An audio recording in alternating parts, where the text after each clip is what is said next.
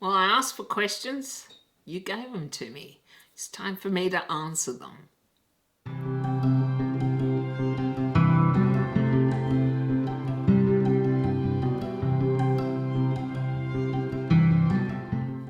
G'day to all you lovely people and welcome back to my channel. Today I'm going to do a second Q&A. I've done one I think at least 18 months ago and I'll link it in the description box below. And I recently posted something on my community tab asking for questions and I got quite a few. And what I thought I would do is perhaps record in different places to make it a bit more interesting. I was hoping that by the end of October the weather would be nice here and I could record outside, but we are having a real cold snap and yeah, see, I'm still in winter clothing. Yeah, anyway, alright, so I'm just going to get started because there are several questions here and I think some of them are going to take a bit of time for me to answer. And I also wanted to say thank you to all of you who sent me questions. I really do appreciate it, especially as you gave me some curly ones too. And there's no particular order to this. It's just how your questions appear on my phone. The first questions are from BJ Minton. Hi BJ. First question is, have I travelled outside of Australia and where? I have travelled only a little, not much unfortunately. I went to Greece when I was 2, which of course I don't remember. And then I went again with my mum and older brother when I was 11. And we travelled to Athens as well as Kastoria, which is up north, and the small village that my parents came from. We were there about 3 months. The other place I've been to was Hawaii. I wanted to enjoy that kind of ambience of beautiful beaches, beautiful scenery, but it was a little too commercial for my taste. I was only there for a short while. But unfortunately, that's the limit of my travel. It was always something I wanted to do, just didn't happen.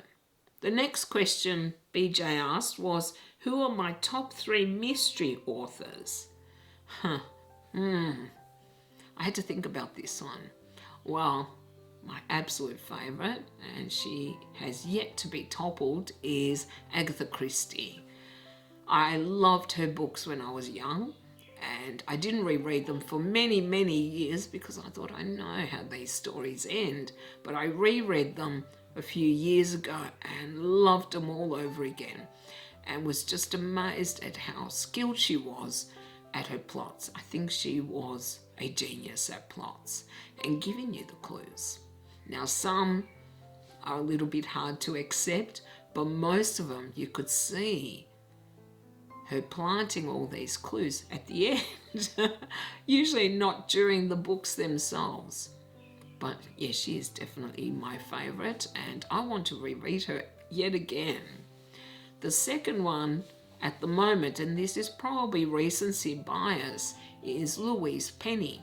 Her Chief Inspector Gamache series set in Quebec in Canada.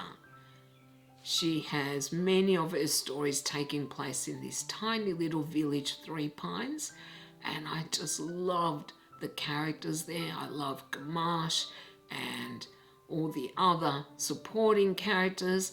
I thought the mysteries were really good until probably the last 4 or 5 books. I have not enjoyed those. And I think she has maybe 17 altogether.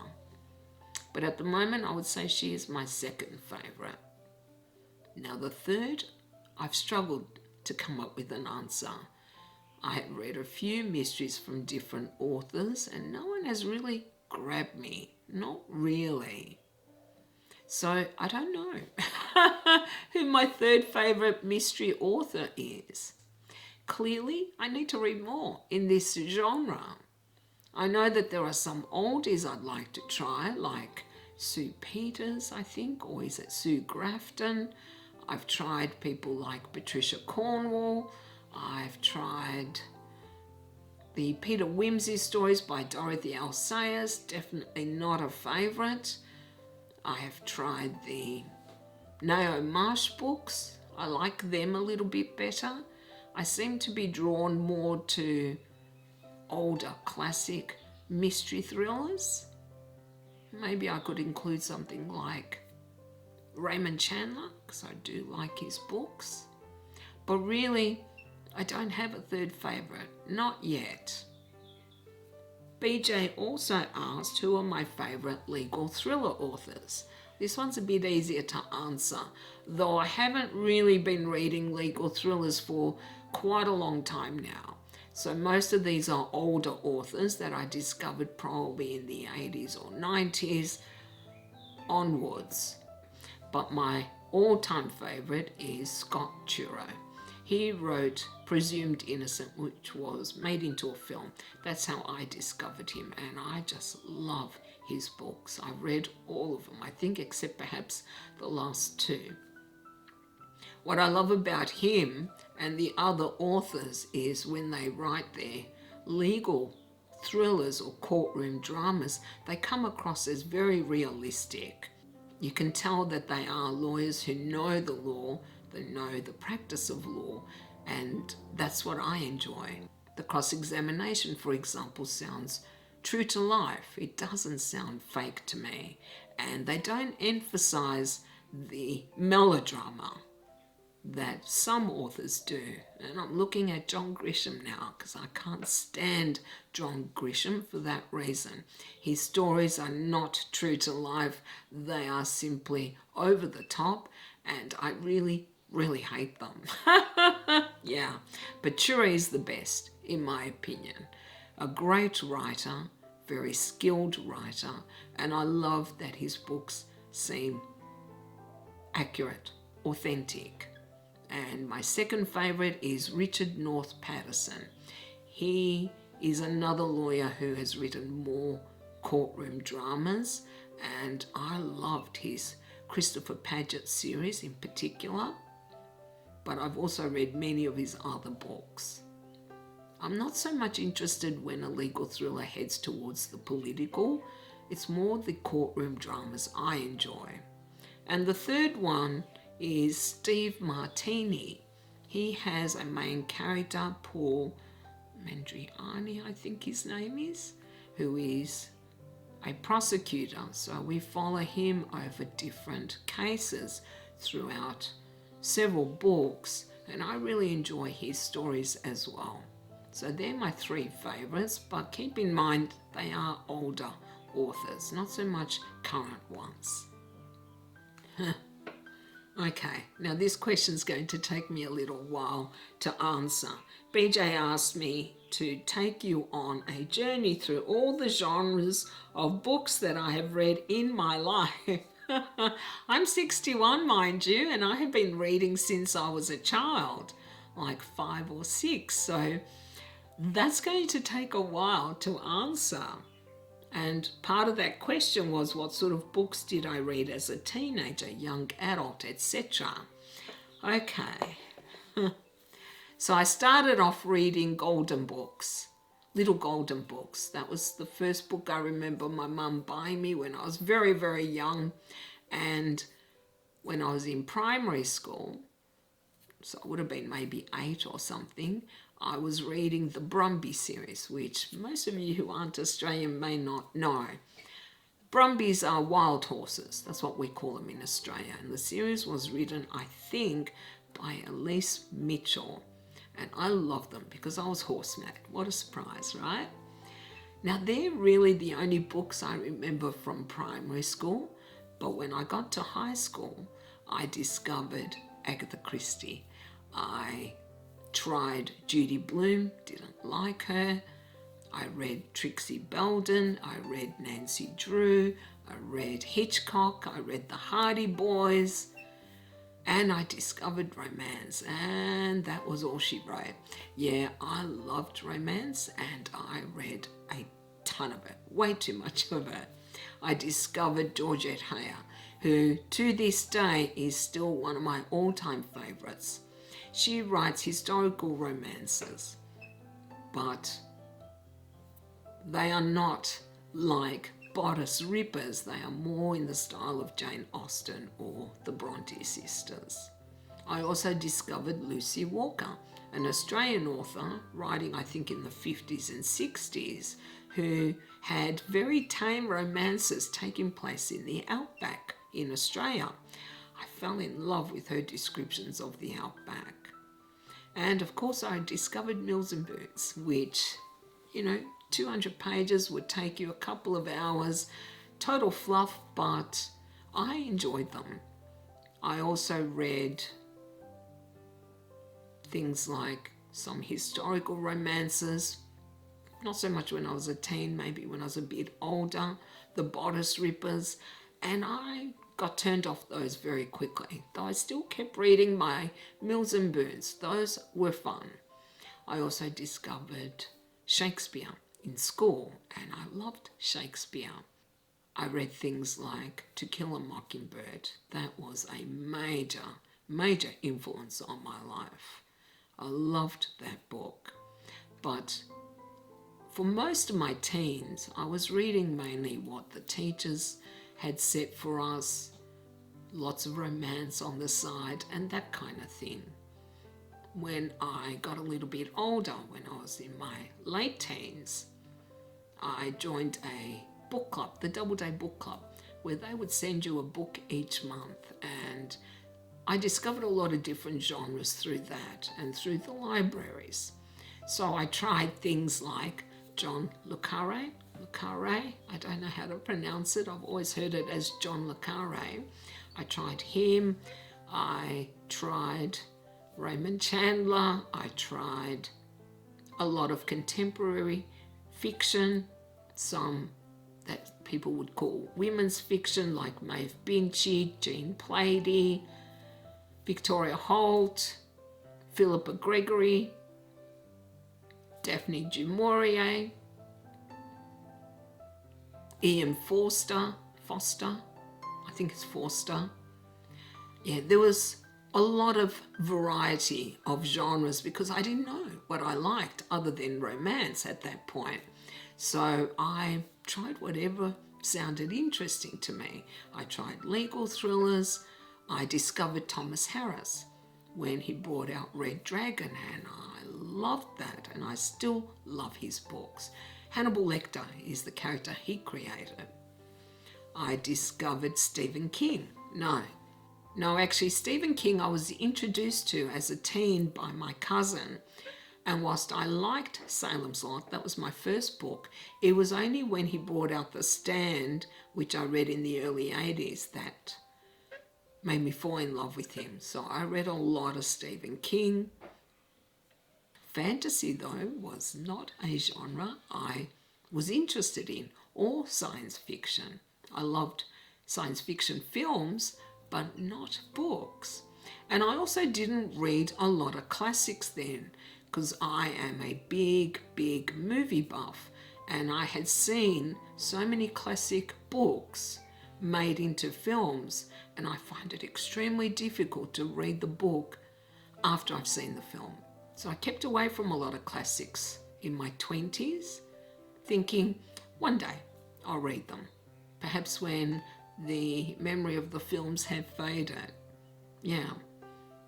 And then in my late 20s, I read the Thrawn trilogy by Timothy Zahn, which take place 5 years after the original Star Wars series, which I adore and is one of my all-time favorite movie series. I have watched that a million times, and I was recommended to read this series, and I loved it. Loved it so much that I wanted something similar.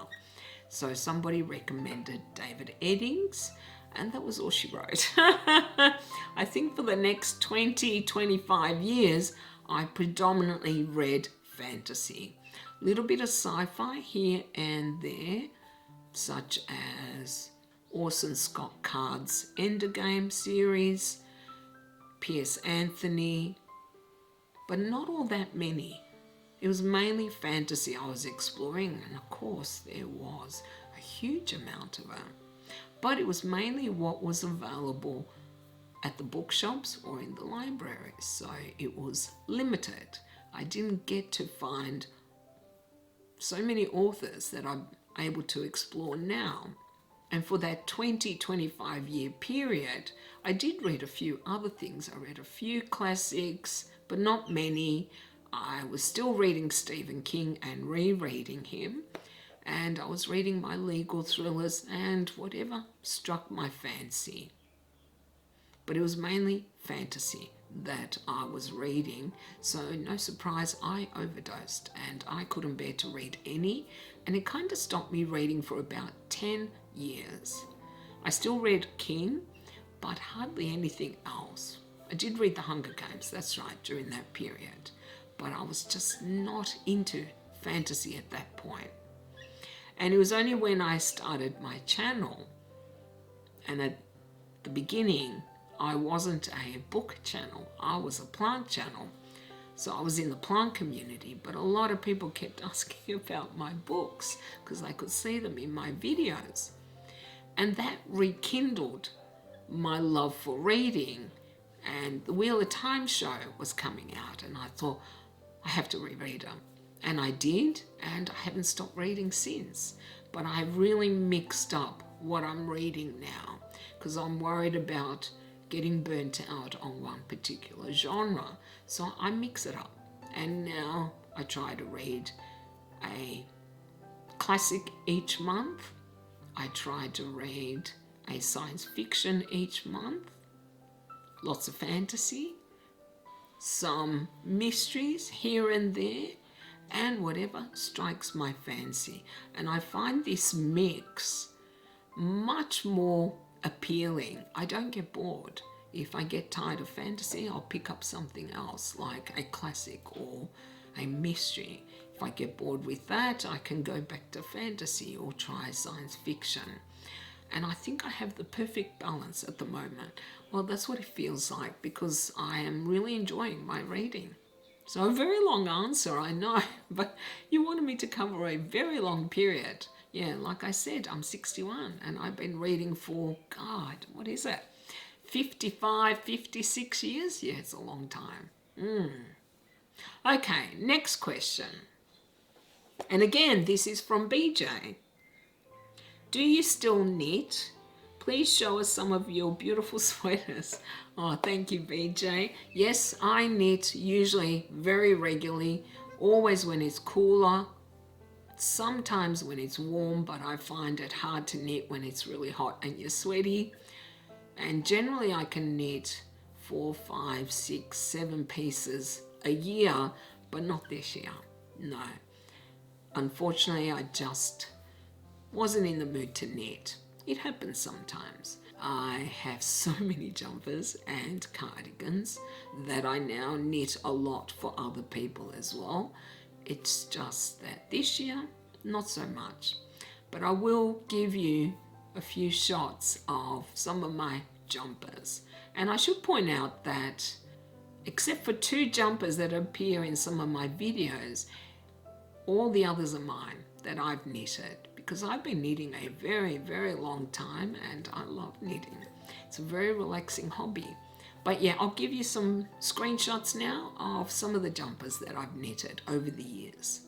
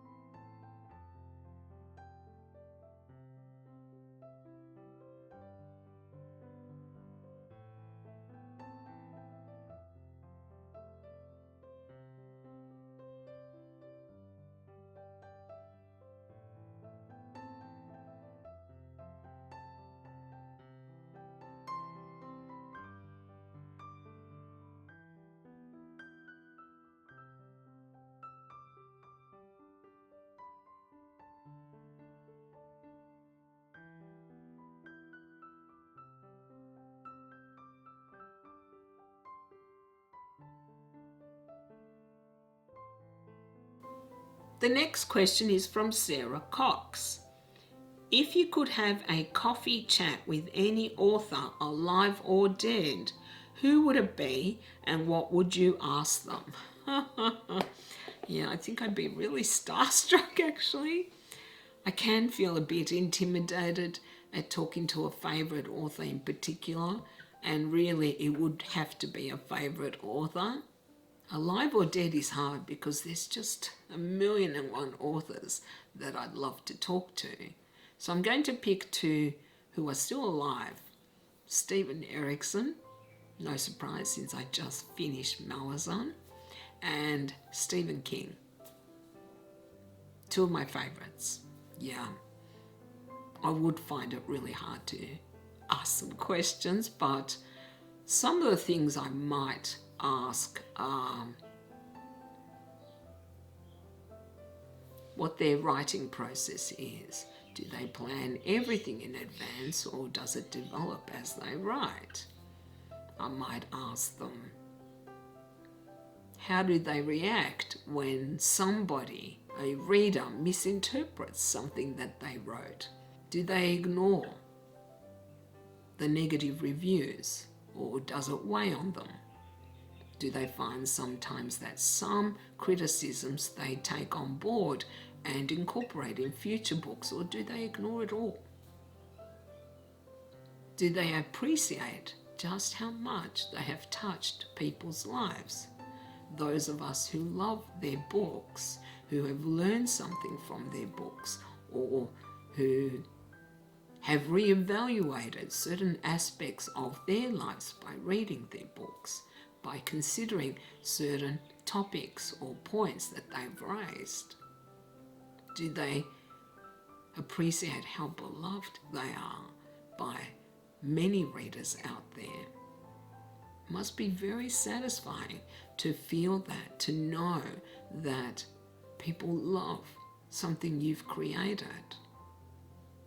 And I guess in the end I would have to tell them just how much their books mean to me, how many hours, days, weeks, months, years their books have given me so much joy, have taught me things about myself or about the world or how to view something in the world, and how grateful I am that I've had the opportunity to read their books.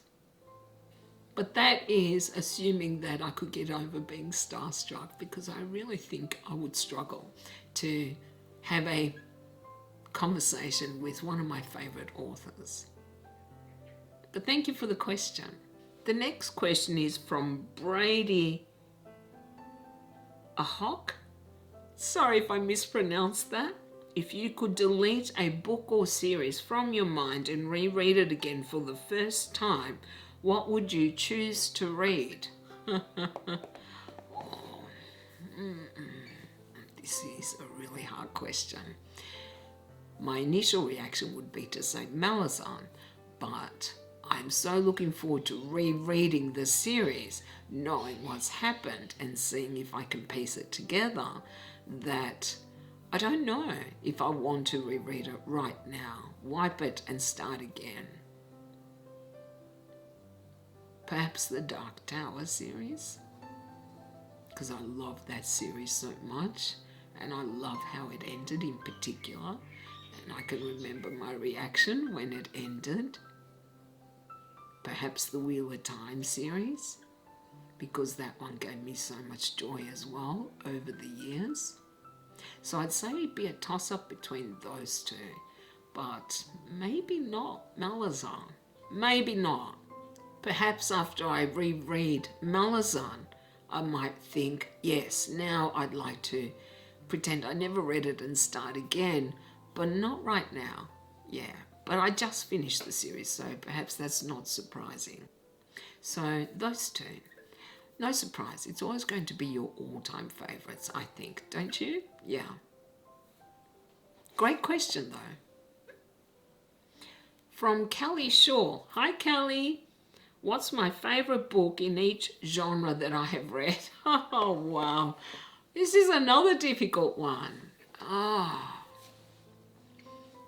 guess if you want to call it literary, Fiction, I would have to put To Kill a Mockingbird, definitely my favourite. For mysteries, it would probably be And Then There Were None by Agatha Christie. For legal thrillers, it would have to be one by Scott Turow, but I can't think of a specific one because it's been many years since I last read him. Maybe Presumed Innocent, but I also like the sequel to it, so maybe the second one. What else? Classics. Oh, too many classics to choose from.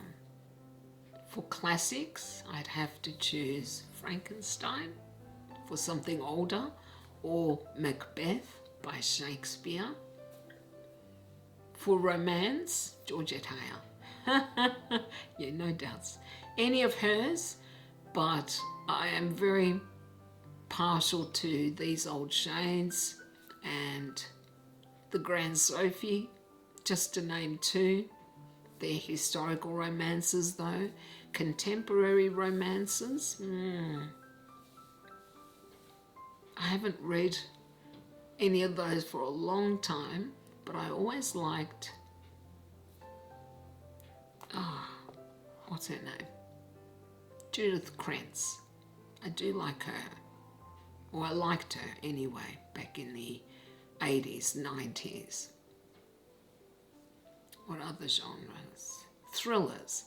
I don't enjoy thrillers as much, though I did like Little Drummer Girl and Tinker Tailor Soldier Spy. For noir, I'd have to choose The Big Sleep. I loved The Big Sleep.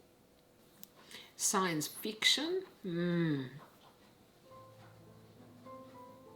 either Dune or Rendezvous with Rama, because I do love that book on its own as well. Fantasy, oh good Lord. How do I pick a favourite fantasy book? This might be recency bias, but it would have to be Deadhouse Gates by Stephen Erickson, part of Malazan. That one just had such a huge impact on me. I still think about it so much time later. Yeah, it would have to be that. Tori will be happy with that. For urban fantasy as opposed to classical fantasy, it would have to be, I think, Skin Game by Jim Butcher, part of the Dresden Files. Changes is fantastic, I know, but Skin Game really, I just loved it. There were so many aspects of it that I loved. But Changes might be close as well, yeah.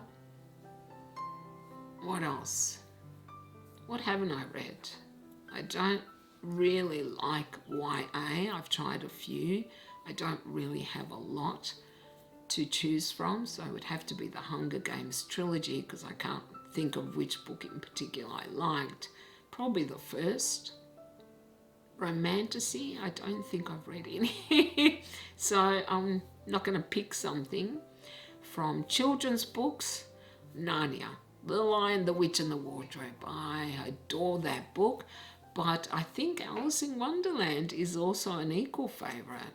And that one I only read more recently, but I love The Lion, the Witch and the Wardrobe. And for horror, It, by Stephen King.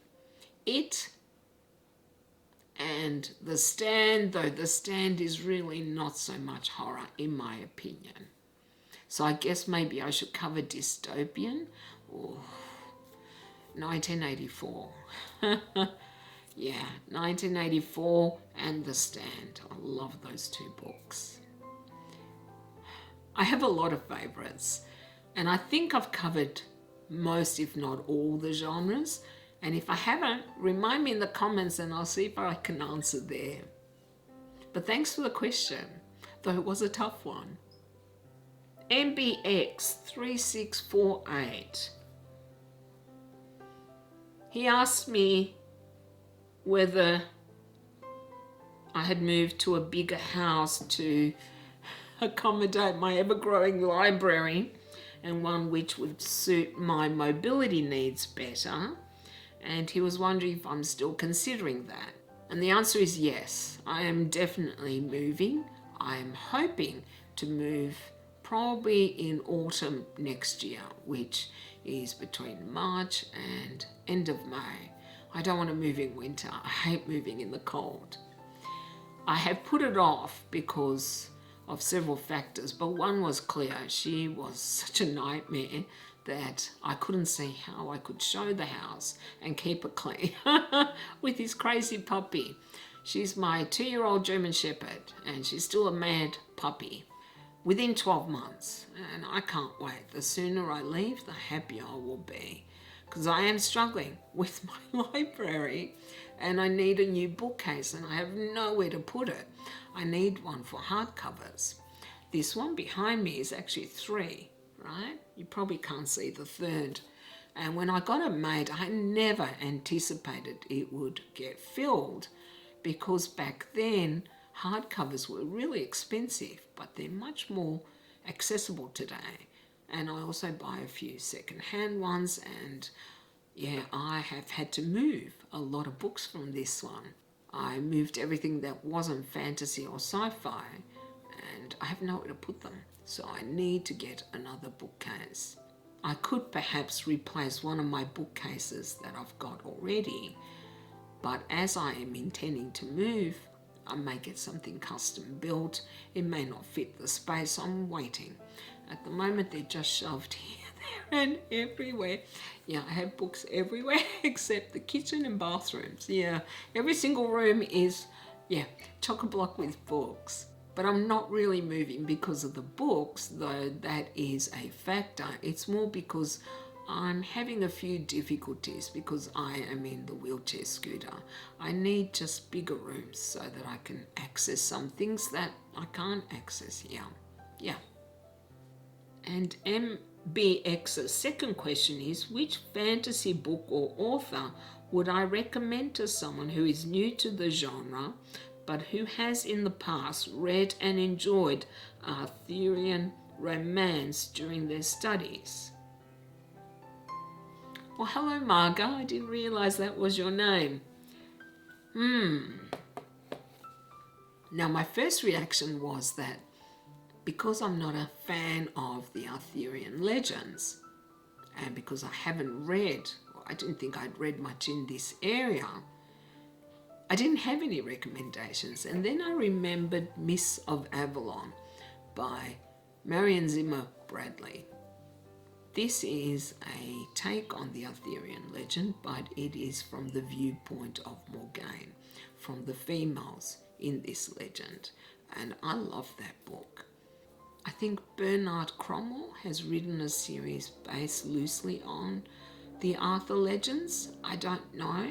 So unfortunately, I can't recommend anything but the Mists of Avalon. As for non-Arthurian fantasy, it really depends what you like in your books. Do you like more literary, more complex language in your fantasy, or do you like very straightforward, easy to read books? Easy to read books would be things like David Eddings' Belgariad. Lots of fun, hilarious at times, heroic fantasy. There's also Raymond E. Weiss's Riftwar Saga.